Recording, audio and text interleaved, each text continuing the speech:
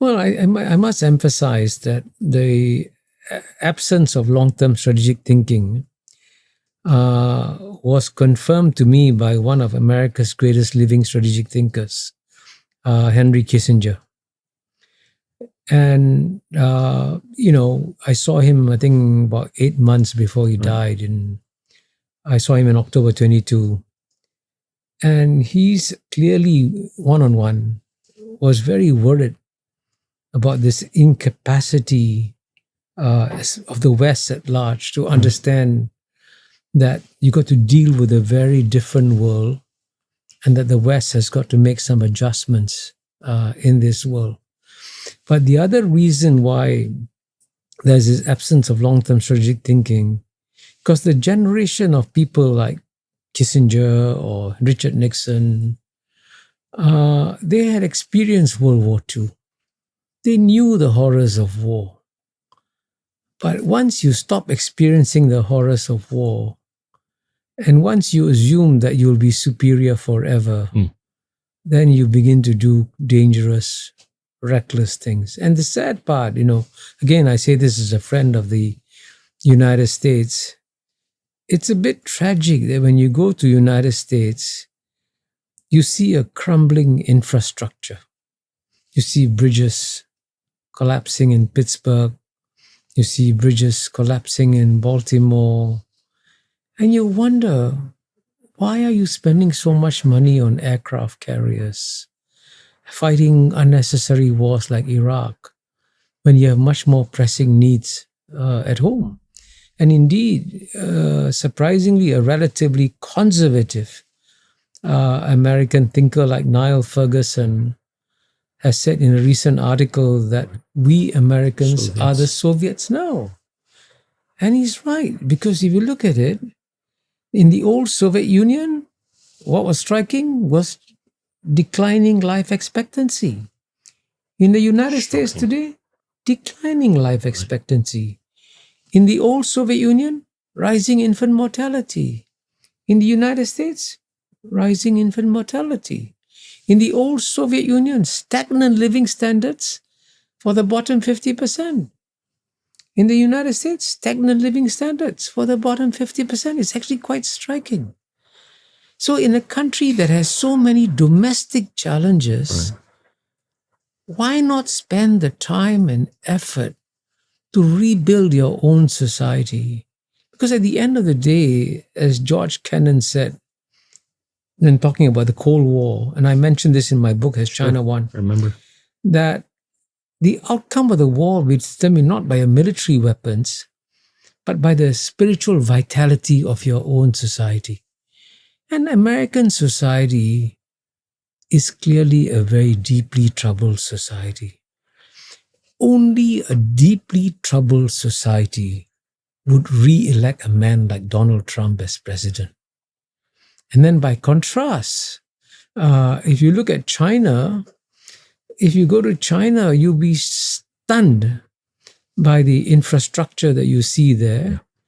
And the living standards of the Chinese people have improved more in the past 30 years than they have in the past 3,000 years. So that's the real battle.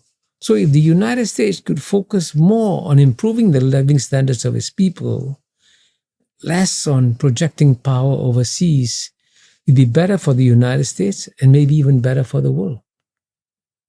You've alluded to the fact that the last couple of 100 years of Western domination would have been an historical aberration, right? To what extent do you think this will be short-lived or long-lived on the back of China's rise? Well, I think it's, to give the West credit where it's due, it's actually quite stunning that this very small populations in the West, first of all, succeeded so spectacularly. I mean, delivering the Renaissance, the Enlightenment, the Industrial Revolution, the scientific revolutions. I mean, frankly, if the West hadn't modernized the world, you and I wouldn't be sitting in this room, Sure. in this incredibly modern environment all around us, with this technology that all came in many ways from the West, right? So the West gifted the world with modernization. Right. And the world clearly has benefited a lot from the gift of modernization. But once that gift of modernization was shared with the world, then it was very clear that once the rest of the world could do exactly everything that the West does, the share of Western power of the world would shrink. It's inevitable. And therefore, it would be wiser for the West to adapt itself to a world in which Western power has shrunk, but adapt intelligently, preemptively, instead of trying to resist it and refusing change. To give you a very simple example, just to illustrate my point, it made sense in the 1940s for the Europeans to insist that the head of the IMF should be European and the head of the World Bank should be American.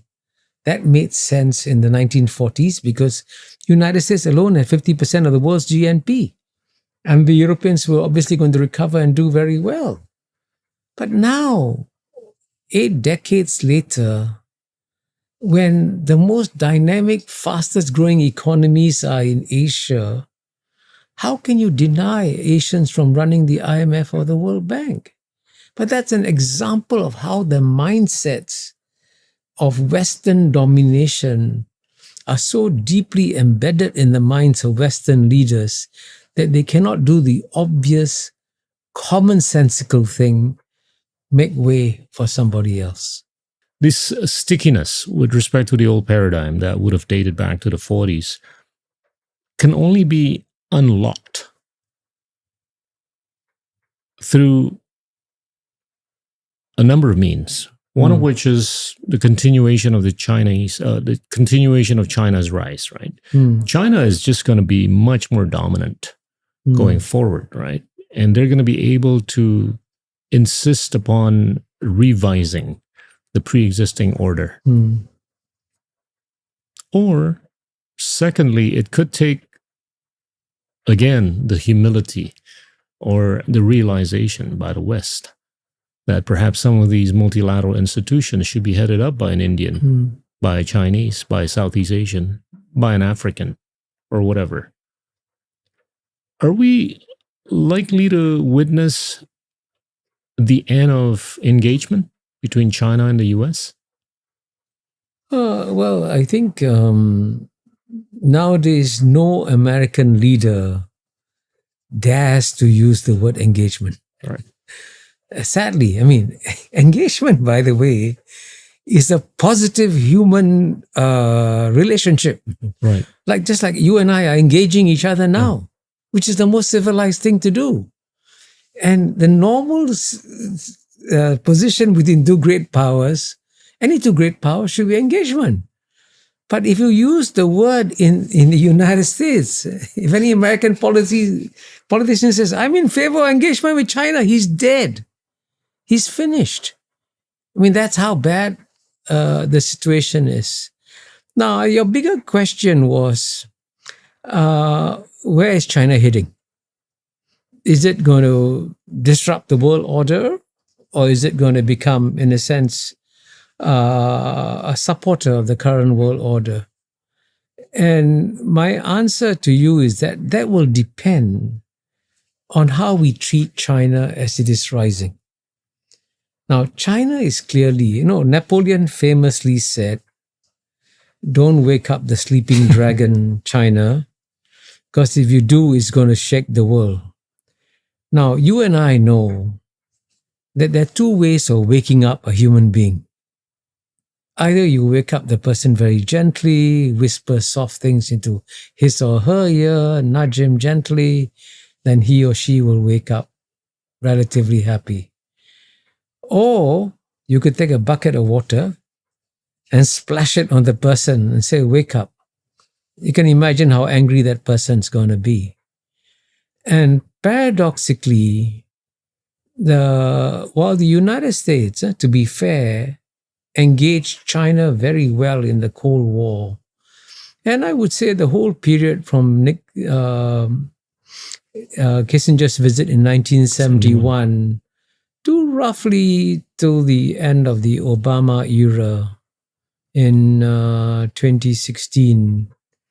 So for 45 years, roughly, the United States did engage China quite well. And actually, at the end of the day, created a China that had stakes in the current world order and also became a responsible stakeholder of the world in many ways. But since then, the United States has now decided to do the opposite and use all kinds of measures to stop the rise of China. And in the case of the United States today, even though the United States is bitterly divided as a society, and Trump and Biden don't agree on anything, but they only agree on one thing: it's time to stop China, which I think, by the way, is an unwise policy because it ain't going to work. You can't stop China's rise. China's rise or demise will be determined by internal forces inside China. You from outside, you cannot influence it.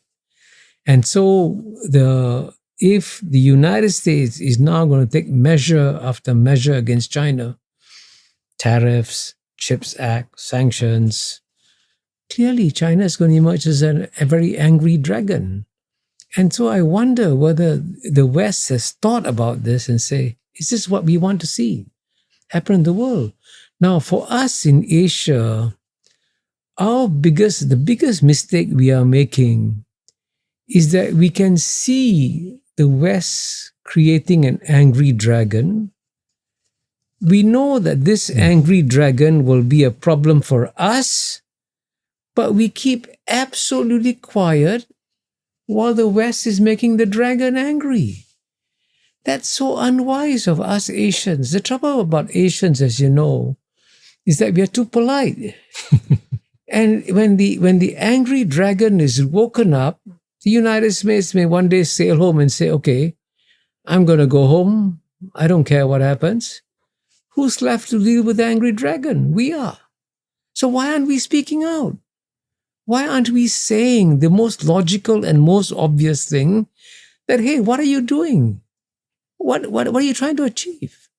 So we should be the ones acting to temper the forces that are trying to create an unnecessary conflict, because our own interests will be endangered by doing so. But we haven't, there's been no leader who's been willing to do so far. But I do hope that maybe your next president, General Prabowo, will speak out and express what is in the minds of many Southeast Asians.